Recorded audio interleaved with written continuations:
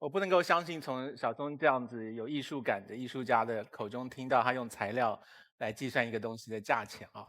那我们来看一张书法，就一张书法就是指头加上墨而已啊，那还没有皮加上铜扣子呢。一个书法你知道可以贵到2亿吧？但是那是不印刷1万张的书法，是，那所以包可不是做出一个来啊，包有限量包，毕加索只做一个，刷爆卡的包很多，只产40个啊。我呢不是玩包的人，我为了你们呢，就从我家里捞了这2本拍卖目录出来啊。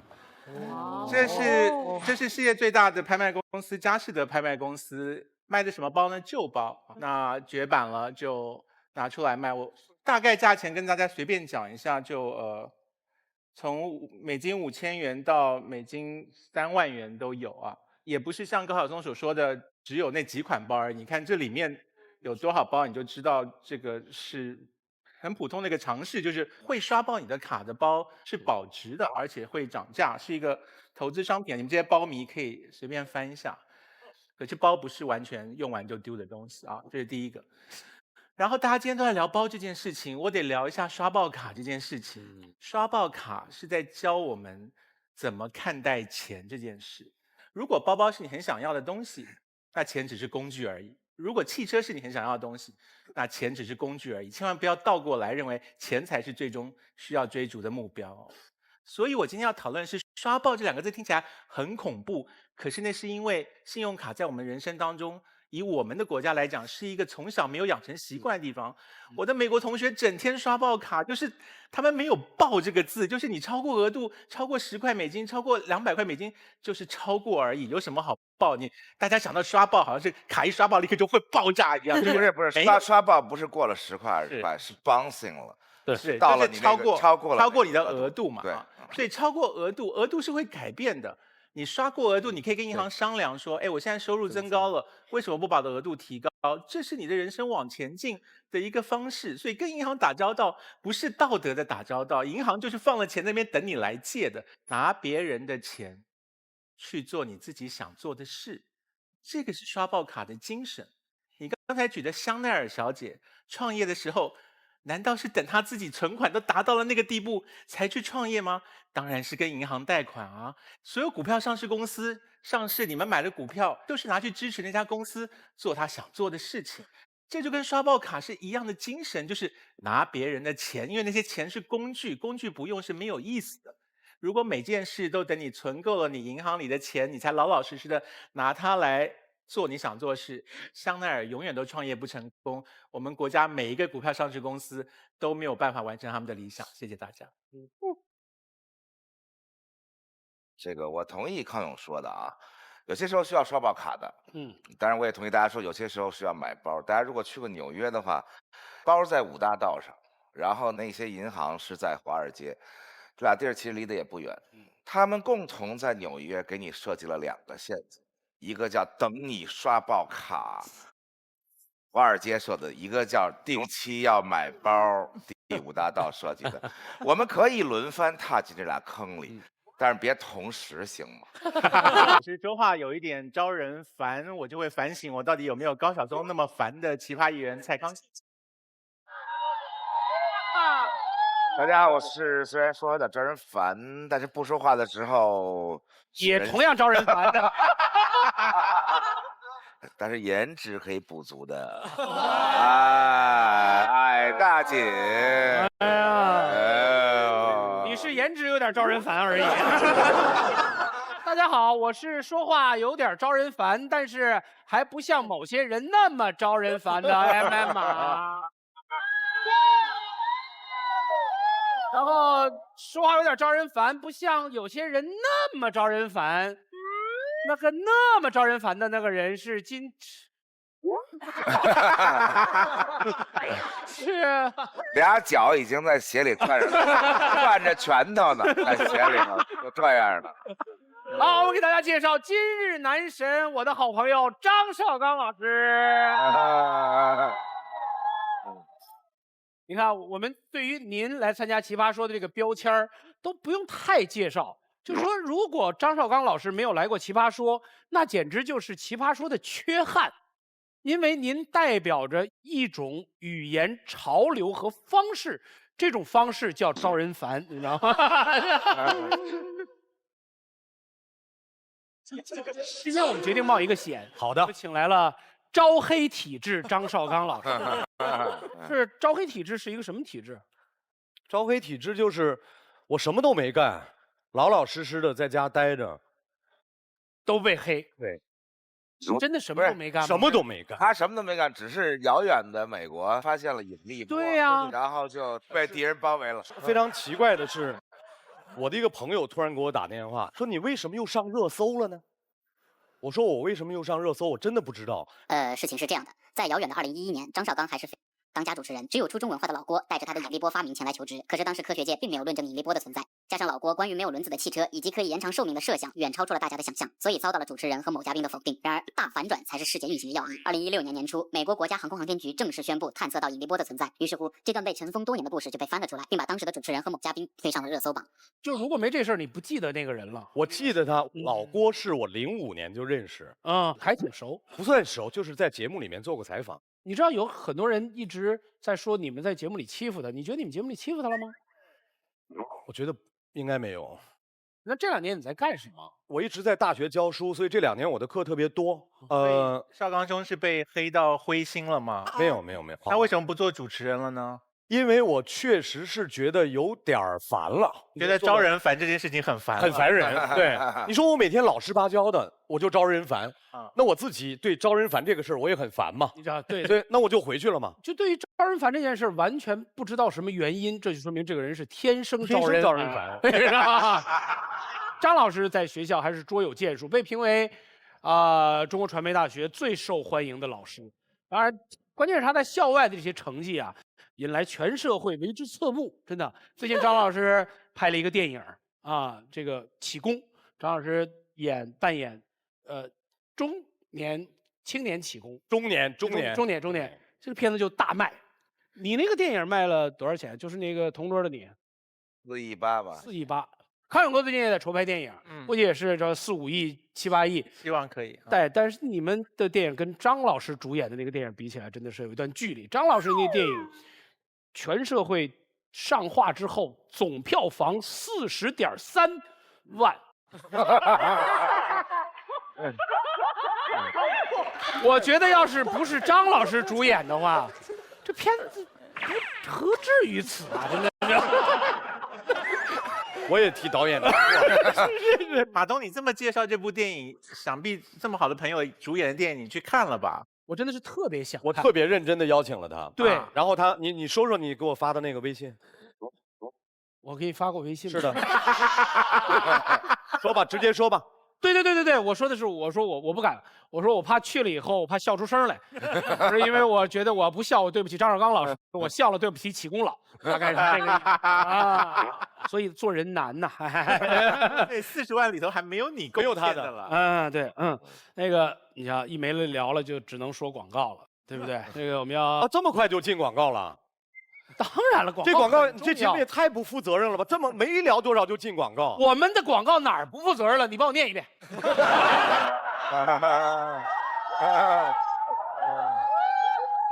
你告诉我这些哪个是？不是，我怕我念完之后招黑啊！我来吧，穿衣用有范儿，争取不犯二。这是我们的冠名赞助商，时尚购物 APP 有范儿，谢谢有范儿，谢谢。同时谢谢我们联合赞助商国际扛饿大品牌伊利古力多燕麦牛奶，谢谢。我们就是要在一个大的尺度上去看我们在生活当中遇到的这些问题。今天我们就给大家一个大尺度。如果有一天你往生了，玉体横陈，就你死了，吔死嘞！但是你还能够听到外面，这你周围亲戚朋友对你的一些评价，你最愿意听到他们说的是什么？你可以想一想，你的比较复杂。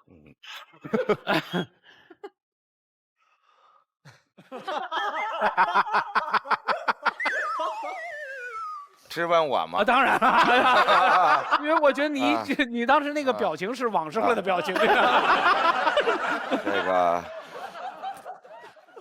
丫终于闭嘴了。哇哦，这是一句很伤感的话。对，有的人会恨着说丫终于闭嘴，但有的人会很伤感的说丫终于闭嘴。情绪不一样，有可以说丫终于闭嘴了，对，你可以说丫终于闭嘴了，丫终于闭嘴了，就丫终于闭了，不是吗？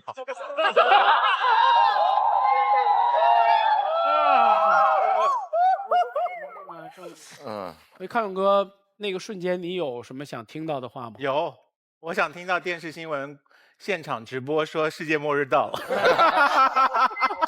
老子不活，大家也都别活。赵刚兄弟4个字，就这样，罪有应得。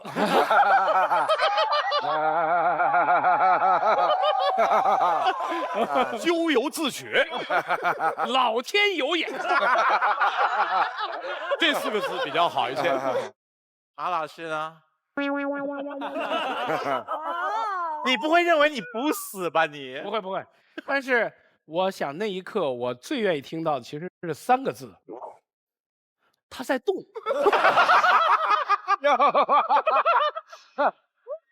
对，奇葩说还是一个辩论节目，所以我们来看一看今天第一道辩题。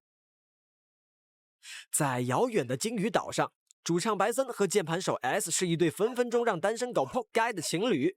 内部矛盾发生在 S 刷爆卡买包的事件之后，两人进行了一次严肃的双边会谈。白森认为 S 是包迷心窍，竟然为了买包刷爆卡，难道以后喝西北风度日吗？在虚荣心的驱使下，非得打肿脸充胖子，钱难道不该花在刀刃上吗？ S 则振振有词地说，每个女孩子心中都住着一堆包大人，包已经成了女孩子生活品质和审美品味的象征。包治百病，有了包就不作不私不矫情，吃饭睡觉样样好，何况一人买包全家长脸，报你一张卡，幸福一个家，何乐而不为呢？诸位看官评评理，到底该不该刷爆卡买包包呢？我说你为什么心里没底儿啊？因为要对黄执中吗？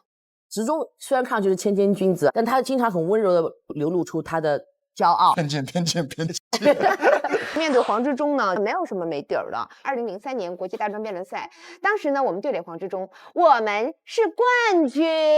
03年的事情拿出来聊。13年前赢过我这件事情，我也有担心的事情，我是担心甜甜姐，这是我人生当中最大的对手。那你担心什么？你每次都死。对，也是啊。其实大家都误会了，我跟艾丽真的是关系非常好，这场我会让她，因为我让她我还是会赢啊。感谢喝了就能愉快聊天的雅哈咖啡。废话就像头皮屑，消灭就用海飞丝和快到让你飞起来的 vivo 手机的大力支持。康永哥，生活当中你会刷爆信用卡买包包吗？可以啊，这可惜信用卡刷不爆。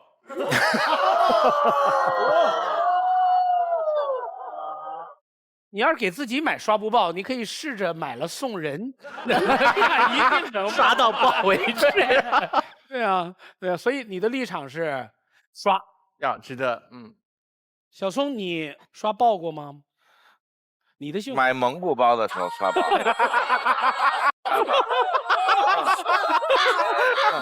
所以你的立场是不刷？不刷。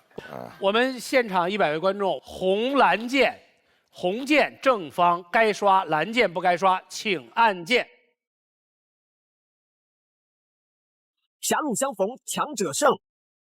第3赛段共计10场比赛，每场双方各派3名奇葩出战，进行3回合1v1较量。每回合以上一回合截止票数为起始票，胜负由跑票数决定，胜者有奖。整场比赛结束，总跑票数最多的一方获胜，胜方有大奖。败方将有1名奇葩被待定。2场比赛后，2名待定的奇葩中将有1人被观众投票退下，做永远的2排议员。10场比赛中，导师握有1张免死金牌，可以在必要时救回1名队员。3、2、1。69%的人认为不该刷。哎，我们参加节目，咱们都摸着良心来啊。干嘛呢？这是啊，为了表现自己的这个高尚，不带这样的。张绍刚老师不该刷，还得过呢。没包怎么过呀？50吗？好，那个6位来拿出你们手中的号码牌，我们来看一看谁跟谁捉对厮杀。3、2、1。所以，范甜甜对艾丽。艾丽想死心大概是，花溪对颜如晶，马薇薇对黄志。我们就正式开始。是艾丽，是你先死还是他先说？抱歉，这2天身体确实有点不太舒服，非常抱歉。大家都知道，我和陈明雅是2只鸡。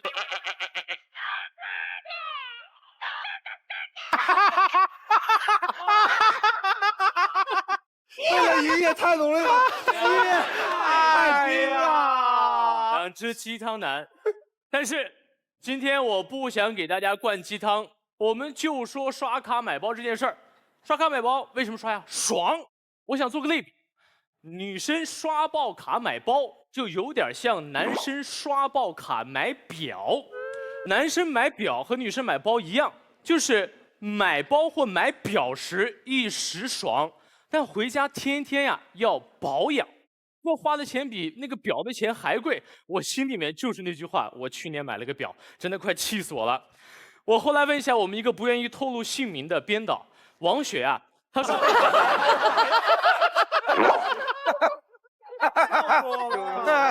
哎呀，累损人了。王雪她告诉我呀，女生买包也是一样啊，她有朋友月薪2500的时候。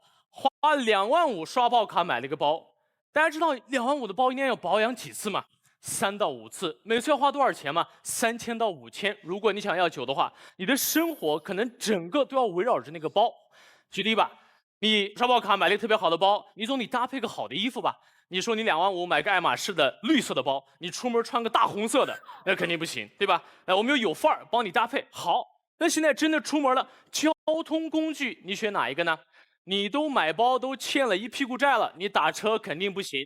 那好，你说你坐地铁，问题来了，北京的地铁要安检呀。看着你那个包那么好的皮，你再看一下地铁那个履带那么的粗糙，什么尿素带呀、麻袋呀、箱子呀，全往上面扔，你不舍得往上扔那个包，对不对？尿素带，哎，化肥啊。所以地铁你就基本告别了，那怎么办？你说你挤公交，公交高峰期多挤啊，别人蹭一下滑一下，你的心在流血呀。所以这个时候，你唯一能选的交通工具方式呢，就只能是骑自行车了啊。最后你总算到了办公室，你平时的消费水平不高，请问你的同事会信你那个包是真的吗？他们立马就过来赞扬了，哎呀，这个包真好，那天我在直接看过老王那儿买的吧，500块钱买2个，真棒啊！所以各位。你为了这个包改变了自己的生活形态，本来是要享受买那个包，但后来你成了包奴。当然，我还想说一点，既然我们是刷爆卡买包，这句话里面还有一个主体，没错，就是包。你有考虑过包的感受吗？你想，我作为一个名贵的包，从小长大。你是说他是从钱包长大成背包了？什么叫从小长大？比喻嘛，他来到这个世界啊，看遍了人世的各种美好东西，各种浮华。但是现在他的兄弟姐妹跟着别人坐的是奥迪 R8 小轿车，还跟着你坐的是永久228大自行车啊。包包心里苦啊，但包包说不出啊。刷爆了卡去买这个包，其实啊是在和包谈一场门不当户不对的恋爱。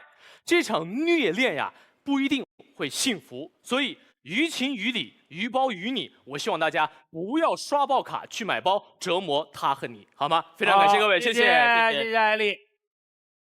艾丽对面的是甜甜姐。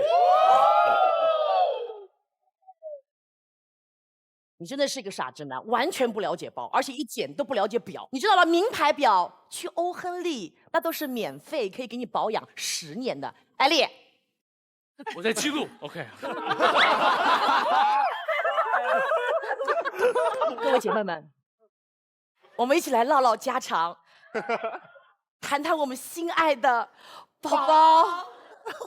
我相信每一个人都跟我一样啊，有的时候我们经过这个大商场门口的时候，看那个橱窗里有一只什么闪闪发光的包包坐在那里，它万丈光芒，每个次我经过的时候都很想把它带回家。以前我也穷过，大家也看得出来啊，3G 了，越来越不一样了。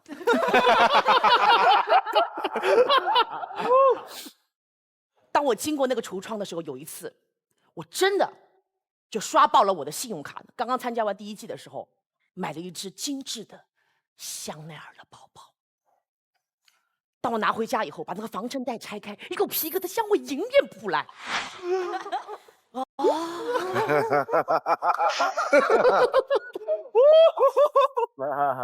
当我用我的双手去拎起它的时候，哇，这么粗糙，我的手我配不上它呀。于是我修了指甲，我涂了一个非常高级的护手霜，为了配上我的香奈儿的包包。大家都知道，我们也要配上漂亮的裤子，是不是？配上漂亮的衣服。我知道我暂时买不起，是不是？我刷了卡，是不是？那我得换工作呀！这份工作养不起我，我要自强不息，我要重新找到新的工作，我要去当大明星。以前我当个3流的小明星也就够了，现在不行啊！我要跨入1线，我要比上范冰冰。你是光，你是唯一的鲜花。我从此过上了一幸福的生活，我从此变成一个漂亮的，天天都洗头，每天都刷牙，干干净净、漂漂亮亮。每天都刷牙，你每天都刷牙，以前都不刷。甜甜，你先买个Chanel的牙刷。接下来我就考虑这个问题，可能对于我来说是一只包包，可是难道我们今天讨论的东西真的只是一只包吗？我问过史航老师，你最爱的东西是什么？我相信对于史航老师来说，那就是一屋子的绝版书。很多人说，哎，买书那意义多大呀？你买个包有个屁用？结果我就问史航老师，是不是？史航说，我呸！他说，你知道吗？绝版书你买得起，你可看不起。你知道吗？黄志忠这来，我才翻半页给他看，不然翻这个散了。赶快把它关上。他说，你这包还能装点东西。我说，对，那你那书啊，就是废纸。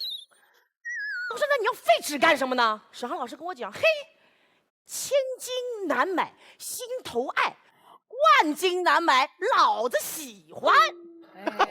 所以我们该不该刷包卡？讲到这里，大家觉得我有点抓吗？有一点，是有点抓马。没有办法，那是我一贯的表演方式。你有点麻爪。哎，今天我就发现，我们所有人在架起这个包的时候，都是一个对女孩子的一个抗议。对于某些男人来说，我就觉得特别不理解啊。有一次我在参加演出的时候，碰到类似像何英威老师这样的人，啊，手上攥了一个2个圆的核桃，啊，咵啦咵啦咵啦咵啦，觉得自己特有范儿，对吧？那40万一对。然后我就问我说：“哎，何老师，这个玩意儿挺新鲜的，听说我们北京京城有名人士都得玩这个东西，是不是？”我说：“你们能不能让我碰一下？”不行。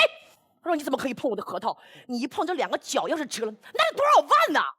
我说：“天哪，这知道的人知道是核桃，不知道以为是人参果，掉地上入土即化。”哎，你说就允许他们男人买40几万一对的核桃，我们女人刷爆卡买一个包包就不行，合不合理啊？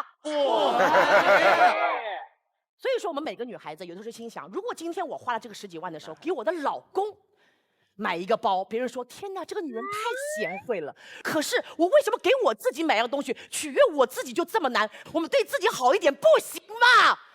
可以，可以。所以说，我们人生一定要有3个字，那就叫买，同不同意？好，最后我要借用中国著名哲学家的夫人马薇薇的一句话：每个人心中都有一个包。它虽然空无一物，却价值千金。你是齐溪还是吐他一脸啊？甜甜姐，您说的我全都同意，我也支持买。但今天我们的题目大家一定要看啊，是刷爆卡买包，各位，也就是说先借了一屁股银行的债，然后刷爆了卡去买，是爽不了的。甜甜姐，各位也想一想，好吧？哎，艾丽就在去年这个时候从香港辗转去了泰国，给我买了一只1万块钱的瑞文化的包包。是为什么呢？因为我想让你开心，刷爆卡，你刷我的卡没问题。但今天我们讨论的是，大家要不要刷自己的卡去买包？我刷爆你的卡都舍得，刷爆我自己的卡怎么会不舍得呢？我心疼你呀！我想说，你们俩私生活的事儿咱们先不聊。不聊。各位，我们想一下自己刷完卡爆了以后，房租怎么办？钱怎么办？其他内容怎么办？我们也想像甜甜姐一样去刷，但我们心里有她那么牛，各位对不对？哎，而且最后一个小细节，甜甜姐说的是在第1季结束的时候，她去刷爆卡买的包。第1季你已经火了，你那个特别有名的话大家都记住了，就是干嘛压抑自己天性，买呀没问题，但是请不要刷爆卡买，就这么简单，谢谢。这个不是奇袭，这是2次发言吧？我想追问一句，就是你去泰国，给他买了一个1万块生日礼物嘛，这些。我过生日的时候怎么没有人送我礼物呢？那不是有周旋义呢吗？所以第1回合就带出了这么多私生活的信息。你们不录影的时候到底在干什么呀？好，反方2辩，如晶宝贝。包我是没买过，我向来买的包都是豆包啊、肉包啊。我刷爆卡买这类包，该有多少个包？我一向来都以为甜甜姐是一个德艺双馨的老艺术家，我以为她想要当艺人，想当很好的演员，是因为她有上进心。该听完整段过后，只因为她买了一个包，顿时觉得甜甜姐有一点可怜。为什么你认为你所有的上进心都源自于那个包？这其实是一种你买了那个包，消费了过后自己的一种借口。就跟很多人说：“哎呀，你该减肥啦，减肥啦。”我就说，我现在还不够肥，现在减那个肉都不够多，怎么会有上进心减呢？是不是应该再攒多一点？所以我就拼命吃，拼命吃。这种反逻辑来鼓励自己，让自己有上进心，这种逻辑其实有点奇怪。甜甜姐刚才最大的问题就是她只说了买包的快感，但是没有告诉我爆卡的不爽感。爆卡的不爽感有点怪，爆卡的不自在跟不舒服的感觉，她完全没有诠释出来。我们吃饭界的人都知道，没有一个会吃的人会把自己吃撑的，因为任何一次吃撑了之后，之前你吃的再多好吃的东西，到最后只有恶心。所以我们每一次要求的就是刚刚好。肥而不腻的那一种感觉，但是爆卡的意思就是没有刚刚好，而是过了。再来，天爷说潇潇把他的包当成他的什么失散多年的啊，失散多年的亲生孩子，他家应该有很多。但你知道为什么他必须把他当成是失散多年的亲生孩子吗？你想一下，卡爆了过后，他剩下什么？他就只剩下那个包啊，啥都没有了，还不把包当成亲生孩子，他还可以当什么？夜里可以陪他的只有那个包，他都没有钱出去买醉了。买东西还要看眼光，20、30万，咔一声刷爆卡买了。所以有人说你这什么包啊，丑爆了，丑炸天！全部人评价丑爆了，你可以怎样？就跟我花了大钱买了以为一个很好吃的鲍鱼，一吃下去硬的，你可以怎样？跪着也要吃完下去啊！哪怕不好吃，我也不敢浪费。对，所以任何一个消费体验，我们要求的不是爆了的，因为一爆了过后，你会感觉没有回转的余地。消费体验最好的体验是刚刚好的那个体验，所以我认为不应该刷爆卡买包包。谢谢。所以核心如晶宝贝在爆字上下功夫啊，花溪宝贝。对方一直在夸张一件事情，就是刷爆卡的危害。可是大家如果真的有去办过信用卡，会知道银行会综合你的个人收支能力以及你的消费能力，去给你限定你的信用卡额度的。那么你刷爆卡的那一个瞬间，也许你会苦那么半个月，但是接下来你其实是有能力去偿还的。所以你所谓的欢愉是短暂的，痛苦是长久的，其实也不成立。那么再来回到我方观点，其实这道辩题我们想讨论的是什么？是人应不应该在自己尚未准备好的情况下，去为一件自己动心的事情付出一些代价？我觉得是该的。为什么？是因为人生很吊诡的地方在于，你往往最动心的那个时刻，都是在你还没有准备好的时候遇到。当你准备好一切，你却很难再找回自己当初动心的那个瞬间了。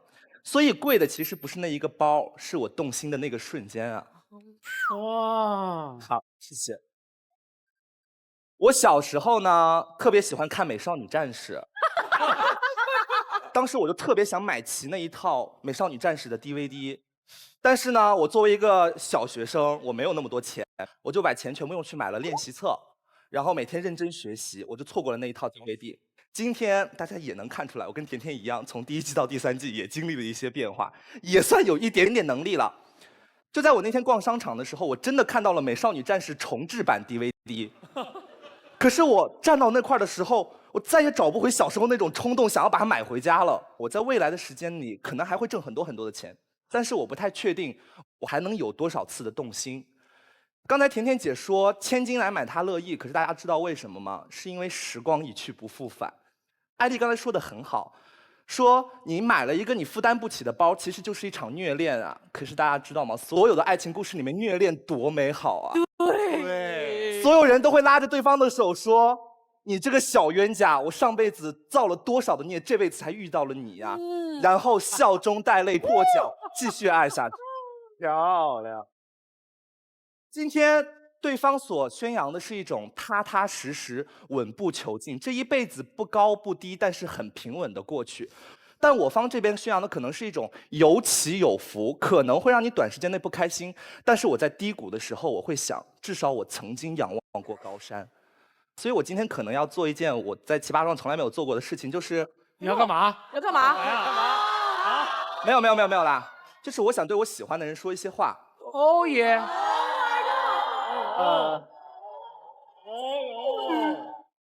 他在我眼中是所有美好的东西的代名词，他就是我眼中所能想象到的所有好的东西，他身上都有。我在他面前是那么的不堪，我什么都没有准备好。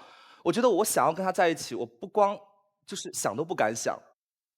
今天你为了得到一个包，也许你会刷爆你的信用卡，但是我为了得到那个人，我可能要刷爆我的自信，刷爆我的安全感，甚至刷爆我的自尊。哦哟，可是我就是要得到他呀，因为你们知道吗？这个世界上没有什么东西比让你喜欢的人喜欢上你，终于得到你喜欢的东西更值得开心的事情。你遇到过那些你想追不敢追的，你都去追了；你追到之后也许会跑的人，你都去追了。那么一个你明明买得起的包，你干嘛不买？谢谢。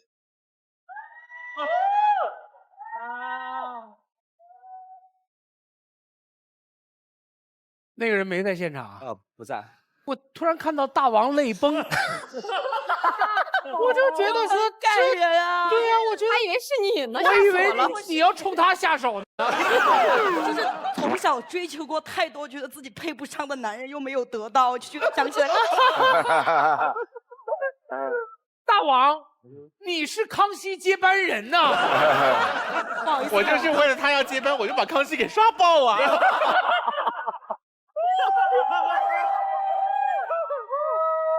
来，琪琪，我问一下花溪啊，你刚才也说了，哎，动心是一瞬间的事情而已，是吗？对。那这一瞬间是不是过得很快？人生很多瞬间都过得非常快，但是非常美好。非常好，就是说这一瞬间你错过了，好像你刚才所说的，还会有一个更好的东西，这时候你想看了，是不是？可是也弥补不了曾经的失去啊。所以你失去的是前一个动心，可是换来下一个动心来弥补，对不对？我刷爆卡不是为了换来下一次动心，而是有几次动心我就把握就几次。像你这一次刷爆了你自信、自尊、尊严来追求一个伴侣，那万一你下一次又遇到另外一个你动心的人呢？你怎么办？情商永远会愈合，钱永远能再挣。我如果遇到了下一个人的话，我可以忘掉上一个人，完全没有问题。我如果遇到了下一个包，你的意思就是这一张卡爆了，我再申请另外一张卡是吗？我可以努力挣钱啊，我又不是光骗卡。所以你的根本没有在卡爆了这个情况之下来说，我们说就在没有办法复合了。他一直告诉我总有一天我能复合的，你没有直视题目对。你的意思是破产不要买包，但是我觉得刷爆卡还是能还得起。好吧，可以了，谢谢。好，花溪获胜。花溪太厉害了，花溪拿自己的那种故事，他不像甜甜的那个演讲是用生命在演讲嘛，对吧？但是当你看到花溪的时候，你会觉得哇，听着好舒服，从头到尾，你看他一点都没乱。他就在打一个点，叫做我们不一定要为动心这件事做多充分的准备。哇，这个点好打动人，讲得好。哇，花溪，我跟你讲，所以花溪，我跟你讲，这是肖刚老师13年来第一次夸人啊。对，这是你唯一可爱的瞬间。好的，好吧，那个这是第2回合，第3回合，马薇薇开始。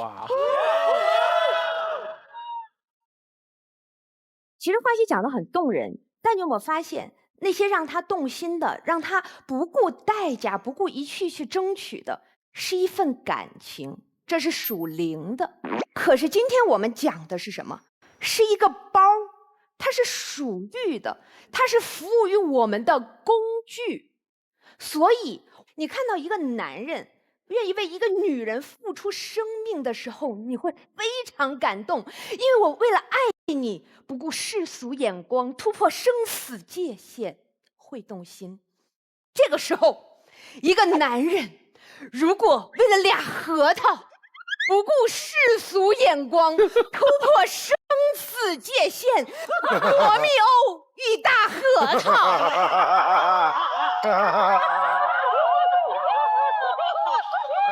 我们这么有意义的人生，居然要寄托在一个人制造的工具上。刚才甜甜和花溪都讲到，可是这个瞬间我快乐，买个包，吃顿饭，再有钱一点，我们负债买个房，做房奴，都会给我们短短的欢喜。可是你想过没有，如果我们以此为目标，我们是不是会被金钱、生活状态、银行所绑架，失去了所谓的一样现代人很耻于谈的东西，它叫理想啊。可是我们内心隐秘处总有一个东西，那是真正的人生目标。这种抽象的、不可购买的，反而是应该我们付出最大代价去追求的。香奈儿我们都喜欢，可是香奈儿女士是一个怎么样的人？香奈儿精神是一个怎么样的精神？她为什么香奈儿制服会成为女性独立精神的象征？因为香奈儿女士本身出身清贫，她为了养家开了一个帽子店。那个时候，她如果忙着上街买包，她的人生终极梦想就是买得起那个时候最流行的包或者裙子的话，不会有今天香奈儿这个品牌。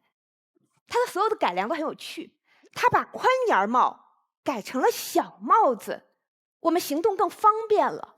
那个时候的人穿大蓬蓬裙，移动困难，女性不能出去工作，所以才有了今天的窄身短裙，让女孩子能够走出去了。我觉得这才是香奈儿精神。与其购买一个名牌，何不让自己成为一个名牌？小确幸不如大欢喜。好，好，我真的听进去了。听进这段话的时候，我就一直在盯着我眼前的普利多燕麦女士。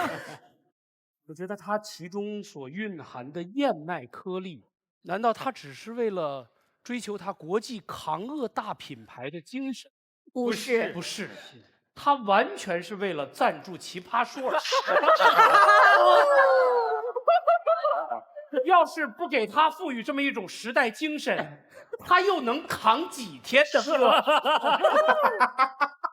对面是谁呀、还知道有对面。可以的。志忠，哇，好了，马威刚才讲的是人生的理想。首先，第一个，我们买的这个包是不是只是一个物，是不是只是一个工具？我不会用我的角度去看待史航老师你眼里的书，对不对？我无法理解包，所以我也不会用我的角度来看待甜甜姐你眼里的包。你也不能用你的角度看待我魔兽账号里的卡。对。我只会单纯问你们有没有对一样东西很强烈的想要过？如果你这辈子没有那么茶不思饭不想的想要过一样东西，其实是很可惜的一件事。人生难得本来就是痴迷嘛，可是对痴迷的人而言，我们追求的本来就不是理想，或者是我的理想跟你的不一样。你们今天早上吃什么？你们过3天你们就忘记了。可是如果你曾经有半年都吃泡面，再过30年老来你都会讲到，当年啊我可是吃过整整半年的泡面啊。为什么？为了买个包啊。同桌就说，哎呀呀，这个是可以聊的，是可以讲的，再过30年都是一件可以让你记一辈子的。人活在回忆里，而回忆都是片刻，你懂吗？那个片刻不一定是喜悦的片刻，也可以是付出代价的那个片刻，总之是要让你有记忆的片刻。你去看那个梁实秋，梁实秋写过一篇文章，他说什么？他说他小时候住北京，有卖一个糯米藕，大概当时对他而言他没见过，淋了那个紫色的糖汁，看起来好漂亮，没听过，问是多少钱？说3个铜板。他一喘不够，每天家里给的这个早饭钱不够，饿个3、4天，一尝异味。他写这篇文章的时候，梁先生是60、70岁，他忘不了他7、8岁的时候攒钱去吃那个糯米藕。不是每个普通人都有机会有理想，或者是不是每个有钱人都有机会达成他的理想，可是任何人都可以有回忆。理想跟回忆的差别就是，回忆不需要是伟大的，它只需要让你对你而言有意义就好。我不会要你们每个人人生中活着一个伟大的理想，为自己人生中留一个可以跟人聊的片段，就够，就够。谢谢。其中，我们都打过魔兽世界，它绝对不是什么大事，当然就是你讲的小片段。是。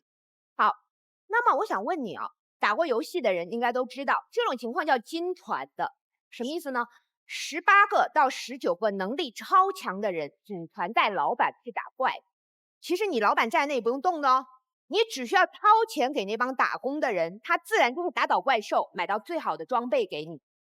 请问这时候你拿到的开心，跟你自己一点一点练级，大概刷了200多回页，那个时候打到的那件装备比2个哪个更开心？我吃半年泡面攒钱去买的那个包，或者是刷爆卡之后忍痛吃到的泡面，不就是千辛万苦打了那个装备吗？只不过装备先给而已。不，中，这不一样。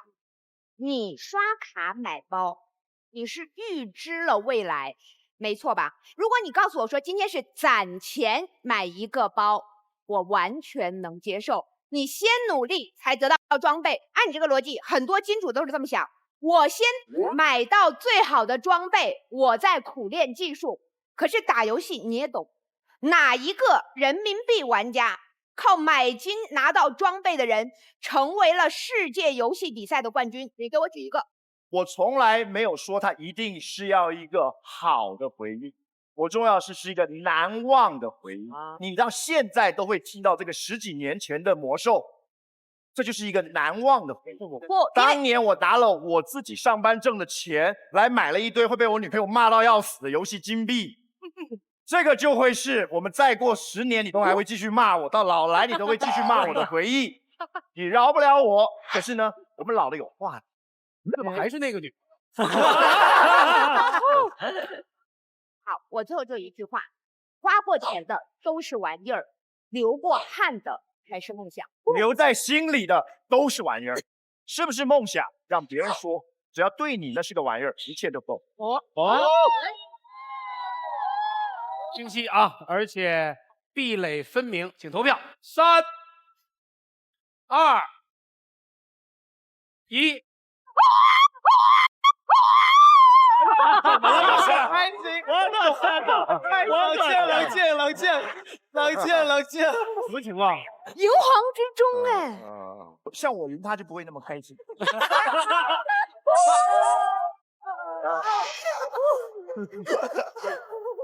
潇潇是买包界的权威，来，对。我给大家传递一个常识：真正的好东西，你喜欢的好东西，如果要等你攒好钱再去买它的话，早就被一些坏品味买走，然后拿走那些只有在你身上才会逆风飞翔的天使翅膀，你们懂吗？我还想再解释一下微微刚才讲的香奈儿女士的那个故事。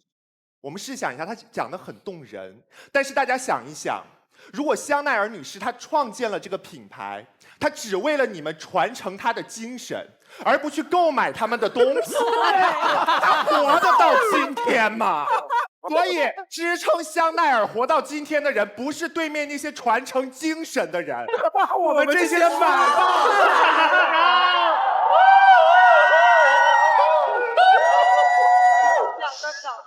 对，然后我再跟大家讲一下，其实这是我自己内心的一个感悟，就是因为我承认我是一个虚荣的人，但是我也必须跟大家承认，每一个虚荣的人内心其实是有那么一点点自卑的。你们知不知道，就像甜甜刚才说的，你有一样别人没有的东西，不管是包还是衣服还是鞋，你拿在手上，你就觉得好像我比他好了那么一点点，这听上去是一种特别微不足道，甚至大家觉得非常卑微的虚荣心，但是有的时候我们太需要这个了。然后我最后想跟大家讲一个我的故事，就是因为现在我不太存在刷爆卡买包的情况，因为我真有钱现在，而且我现在也不会再把包当成我的一个孩子了。但是我曾经把包当成孩子的那个阶段，是我妹和我共同买的一个包，她拿她拍的第一部微电影的钱，我拿我当时1个月的工资，我们2个一起买了一个包。那个包我们2个现在还珍藏着，因为我们知道这个包得来太不容易了。我当初真正刷爆卡去得到它的时候，我是真的把它当成一个孩子，因为我得到它，我觉得我平凡不堪的生活似乎好了那么一点点。这就是我买包的原因，听上去没有那么高尚，但是我们必须承认，我们都是这样的人。谢谢。艾丽，那我先在讲我自己故事之前，我先总结一下我们双方的核心分歧点。很简单，我方是想把钱存好了再去买那个包，对方呢是先要预支，欠了钱把包买回来再去还。理论上来说好像没什么区别，但有一个问题。当我刷爆了卡，欠了钱以后，我会变得非常的，英文叫一个词叫 vulnerable， 中文叫脆弱。如果这个阶段突然你人生遇到一个什么不幸的话，是的，你很难保证你能走过去。这个不幸这2天就在我身上发生了。我的妈妈的话，2天前住院，但是呢，让我最开心、让我最高兴一件事就是医院说要付款的时候，我立刻就付了，手术立刻去做了。我也有自己的梦想，为了这个梦想我会奋斗，我会存钱，但我不想去透支，因为我不知道哪一刻会有一个不幸会打倒我，我不想那么的冒险。在座都是成年人，对于成年人来说，梦想一样重要的是要有一份担当。非常感谢。一人一次，短暂哈。安超，香奈儿包，爱马仕包，对方辩友一直在妖魔化包包，怎么就没有人说书包啊？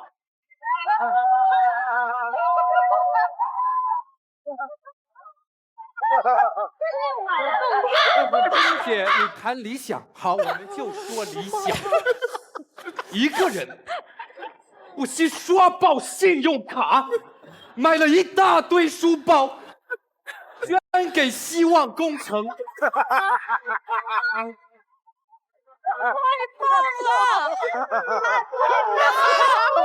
我天！这样大公无私的精神，哎呦我去，在当今利己主义、拜金主义爆棚的社会，当然该宣扬了。哎呀！哇，这个丫头上来了，真是神样。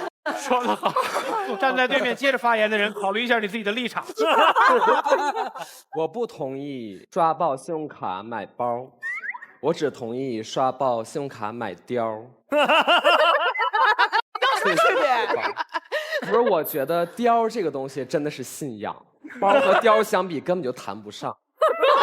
信仰呢？哼，你不是东北人，你不懂。你不是上海人。好了啦，好了啦。我觉得最好笑的地方呢，好像是对方把这个买包这个喜悦夸得特别的大，其实真不是那么回事儿。就我们上节有个这个共同的感触是什么呢？这个东西你特别的喜欢，你回去想了很久，你再去看一下，它也就那么回事儿。买这个包对你来说，不是没它一定会死，也不是有它你立马就光芒万丈，因为人真的非常容易就遗忘一件东西。其实我觉得我的消费观念特别的简单，我的消费的观念就是理直气壮。你像你刷卡的时候，突然间发现就差1块钱，你尴不尴尬？你在一个奢侈品店内，你被人家用那样的眼神看你，这个消费的体验实在是太差。怎么样才能理直气壮？就算你没钱，那些东西你也喜欢，你怎么办？你骂他。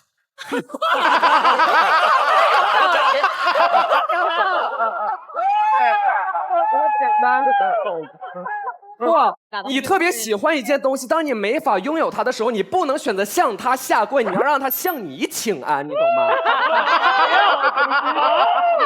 你去逛街，你看到你说，哎，这包怎么这么好？没钱，呸，真丑。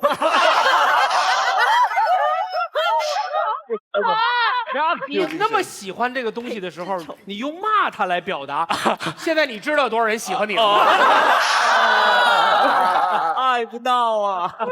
现在明白了啊！其实今天晚上整个这个辩题花了这么长时间，对你就是等姜思达这句话。好吧，那我们就进入双方的导师环节。小聪开始，然后康永哥反驳，然后小聪结辩。好，这个事儿因为我很有感触，你知道什么人最容易刷爆卡给别人买包吗？你就是颜值是这样的人，那个，所以就经常面临这个窘境，就是从小，以及我长大的过程中，我多次站在各种各样的这个名店街的外面看这些包，看了很多年，我悟出来一个道理，就是这些做包的人，他怎么定的价钱？他其实就是在想你兜里那张信用卡大概是有多少钱，多长时间你能给还上，因为你这包要用一辈子，整个别香奈儿他们全臭奈儿也倒闭了。对，他一定要让你在他决定的那个频率上换包，这才是整个这个包这个产业最牛的地方。就是在哈佛的这个商学院里，要当做最经典的商业策划来讲的，就是他一定要让你换掉这个包。对，我同意刷爆卡买核桃，其实，因为那核桃搁那儿，我跟你讲，那一对儿一样的核桃，3年找不出一对儿。对，所以那个商业模式叫你好好珍藏，只要让我好好珍藏的东西，我都同意对方的观点。那样美好的记忆刷爆它，借钱、下跪，干嘛都行，在街上要饭。我因为为了核桃啊，因为我会记住这件事，因为它在我眼前。史航的书刷爆卡呀，当然刷，那书没了，那是孤本，那是善本古籍。就最俗的，就是说这包一定是贬值的。那核桃也好，那书也好，刷爆其实也没什么大关系。急了怎么办？房子抵了，书卖了，核桃真能卖40万。那包你去卖到米兰站去，我不知道你能卖多少，除了极少数的，因为你如果每一个包能增值，那产业就不也不对，对，那产业的基本设计就像设计一款游戏给你一样，你实际就是在打一款昂贵的游戏而已，你并没有买到什么真正的价值。这个世界上其实还很少有这样的行业，就是它的实际价值低于它的那个卖的价钱有那么多。就这个价差最大的大概就是这包包这行业，就大概1块值200块钱的皮子，它能卖到8万块钱，基本上没有什么东西能到这个地步。最后就是回答直中一句话，就是说，是你不用到老去回想那个记忆，你就3年以后回想起来，你都不喜欢你自己，因为你费了那么大劲，你只买了一个你马上就变心的东西，你干嘛让自己去不喜欢自己呢？是吧？我如果愿意付出那些留住代价，我就要留住这样东西，这样这些记忆在我心中就是珍贵的，我不想变心，对吗？好，基本上这就是我的态度。汉哥，我不能够相信从小松这样子有艺术感的艺术家的口中听到他用材料来计算一个东西的价钱啊。那我们来看一张书法，就一张书法就是指头加上墨而已啊，那还没有皮加上铜扣子呢，一个书法你知道可以贵到2亿吧？但是那是不印刷1万张的书法，是，那包可不是做出一个来啊，包有限量包，毕加索只做一个，沙报卡的包很多只产40个啊。我呢不是玩包的人，我为了你们呢，就从我家里捞了这2本拍卖目录出来啊。这是世界最大的拍卖公司佳士得拍卖公司卖的什么包呢？旧包，那绝版了就拿出来卖。我大概价钱跟大家随便讲一下，就从美金5000元到美金3万元都有啊，也不是像高晓松所说的只有那几款包而已。你看这里面有多少包，你就知道这个是很普通的一个常识，就是会刷爆你的卡的包是保值的，而且会涨价，是一个投资商品。你们这些包迷可以随便翻一下。可是包不是完全用完就丢的东西啊，这是第一个。然后大家今天都在聊包这件事情，我得聊一下刷爆卡这件事情。刷爆卡是在教我们怎么看待钱这件事。如果包包是你很想要的东西，那钱只是工具而已；如果汽车是你很想要的东西，那钱只是工具而已。千万不要倒过来认为钱才是最终需要追逐的目标。所以我今天要讨论的是刷爆这2个字听起来很恐怖，可是那是因为信用卡在我们人生当中，以我们的国家来讲，是一个从小没有养成习惯的地方。我的美国同学整天刷爆卡，就是他们没有爆这个字，就是你超过额度，超过10块美金，超过200块美金，就是超过而已，有什么好爆？大家想到刷爆，好像是卡一刷爆立刻就会爆炸一样。不是刷爆不是过了10块20块，是 bouncing 了。是到了就是你超过你的额度嘛？对，所以超过额度是会改变的。你刷过额度，你可以跟银行商量说，哎，我现在收入增高了，为什么不把我的额度提高？这是你的人生往前进的一个方式。所以跟银行打交道不是道德的打交道，银行就是放了钱那边等你来借的，拿别人的钱去做你自己想做的事，这个是刷爆卡的精神。你刚才举的香奈儿小姐创业的时候，难道是等他自己存款都达到了那个地步才去创业吗？当然是跟银行贷款啊！所有股票上市公司上市，你们买的股票就是拿去支持那家公司做他想做的事情。这就跟刷爆卡是一样的精神，就是拿别人的钱，因为那些钱是工具，工具不用是没有意思的。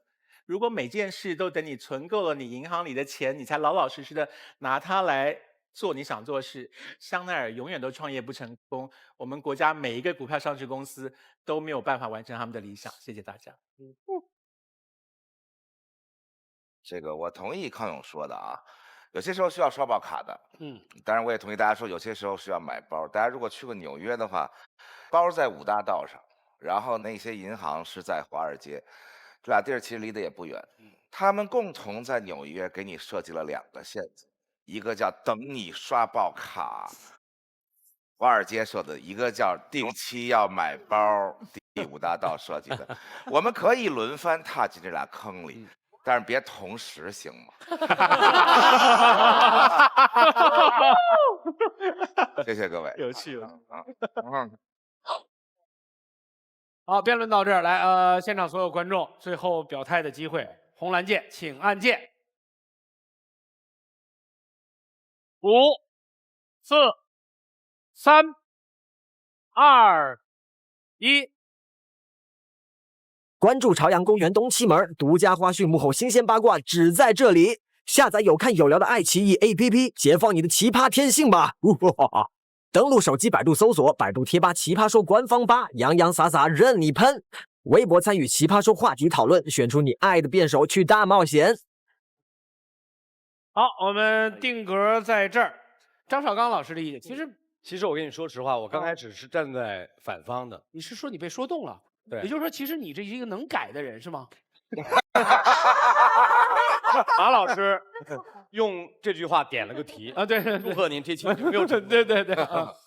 其实，在这讲的过程当中，我会觉得植中老师和哈希所说到的回忆啊，所说到的动心，其实是很能打动人的。我们换一个词，其实叫幸福感。那这幸福感来源于什么？你们讲故事，我也想讲一个我的故事。1997年，我研究生毕业。1997年的夏天特别热，热的受不了了。我们决定去买一个空调。我们那个时候1个月工资是1000多，一个1匹的空调，居然要4500多。当时我们就想，要不买个电扇，但是我们知道电扇的那个风是热的。像这种脸型，主要就是被电扇吹。是。所以在这种情况下，于是我们就忍痛买了这个空调。那年夏天确实，我们觉得没有被天热这个事情困扰太久。当我们面对一个能够带给我们幸福感的东西的时候，如果没买到，其实就会老想着它，而老想着它会极大的降低我们的幸福感。因此我真的是被植中老师和花希所说的那个回忆和动心的瞬间打动的。就过来了。对呀，这不一下就转过来，一下就转过来了吗？啊，您还需要我转到哪儿去吗？不用吧？为什么你每一次看着张绍刚的表情都不怀好意啊？因为我没有啊，我是吗？您看出来了。刚刚在发表那一番感人的言论的时候，他就在后面这么微笑的盯着你的后脑勺看，我不知道他什么意思啊。虽然我没有看到，但是我也知道2个字是形容他刚才的表情，叫猥琐。其实张绍刚原来跟我一起合作，别摸我。接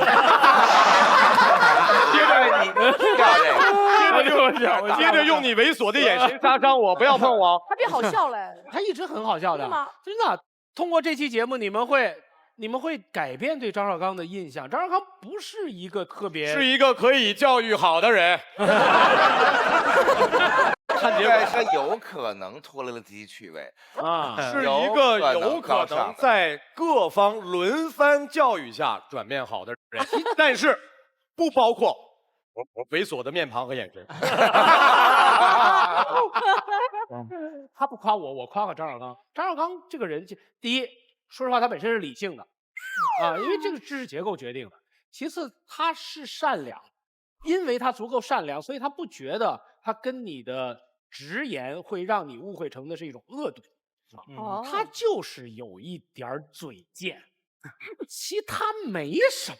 好的，我想问一下啊，在这个节目里面有看结果这个环节吗？没到呢哦，因为在这个环节之前还有3条广告要念。为什么我跟张绍刚这么多年来一直能够愉快聊天，就是因为我们常喝雅哈咖啡。同时也要感谢我们另外一位赞助商啊，这个快到能让你飞起来的 vivo 手机，以及废话就像头皮屑，消灭它就用海飞丝。谢谢。是我们要感谢我们今天的这个赞助商，我应该给他改一下我们的这广告语，叫做买包用有范儿，争取不犯二。谢谢有范儿，谢谢。好，我们来看结果。好，正方15票获胜。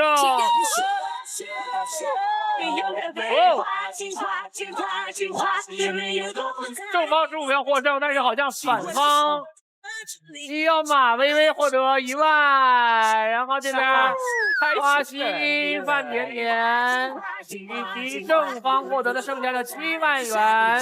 台之中有伊利古力多燕麦牛奶所提供的国际长乐基金，谢谢古力多。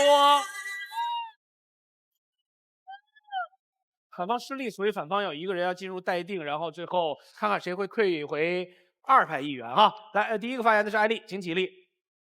刷爆了卡去买这个包，其实啊是在这个包谈一场门不当户不对的恋爱。消费体验最好的体验是刚刚好的那个体验，所以我认为不应该刷爆卡买包包。谢谢。与其购买一个名，何不让自己成为一个名牌？小确幸不如大欢喜。